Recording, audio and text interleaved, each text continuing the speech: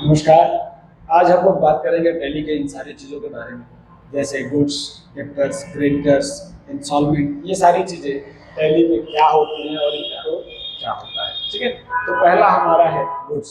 Goods का कार्य tally में क्या होता है, तो ध्यान से देखिएगा। गुड्स का काम किसी सामान को प्रेजेंट करने के लिए किया जाता है। जैसे हमने कोई सामान बेचना होता है तो हम लोग सीधा सीधा लिख देते हैं गुड्स सेल्स। खरीदना होता है तो लिख देते हैं गुड्स परचेज। अगर खरीदा गया सामान किसी कारण से वापस आता है तो हम वहां पे लिख देते हैं गुड्स परचेज रिटर्न।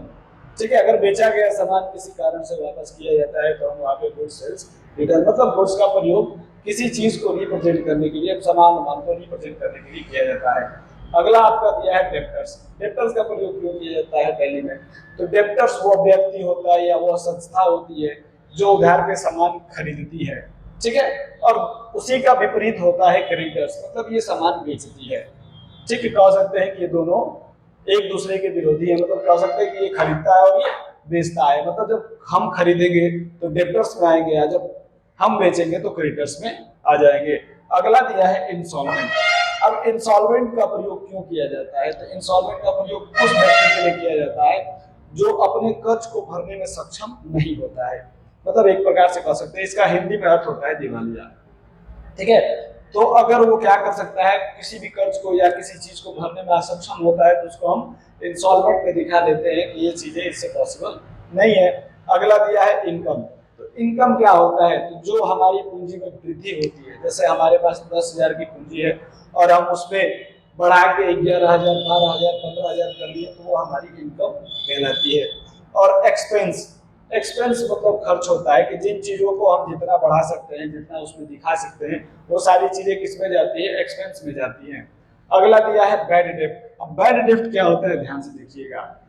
ये कह सकते हैं कि खराब ऋण होता है, वो ऋण जो देने के बाद वसूले नहीं जा सकते। जैसे दिवालिया होने के कारण उनसे वसूले नहीं जा सकते तो हम उसको बैड डेब्ट में प्रेजेंट करते हैं, मतलब दिखाते हैं।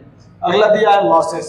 मतलब हमारी इनकम से अधिक हमारे एक्सपेंस हो जाते हैं तो उनको हम लॉसेस कहते हैं। ठीक है, आगे अब ध्यान दीजिएगा। ये दिया है इनवॉइस। इनवॉइस क्या होती है, तो जब कभी भी आप लोग कोई सामान खरीदने जाते हो दुकान पे तो एक सामान, यूनिट, प्रति यूनिट, रुपए, ठीक उसका एक लिस्ट तैयार होता है। ठीक उसी लिस्ट को हम क्या कहते हैं, इनवॉइस कहते हैं। अर्थात कह सकते हैं कि एक प्रकार की सूची होती है। अगला दिया है वाउचर। अब वाउचर क्या होता है टैली में, तो ध्यान से समझिएगा।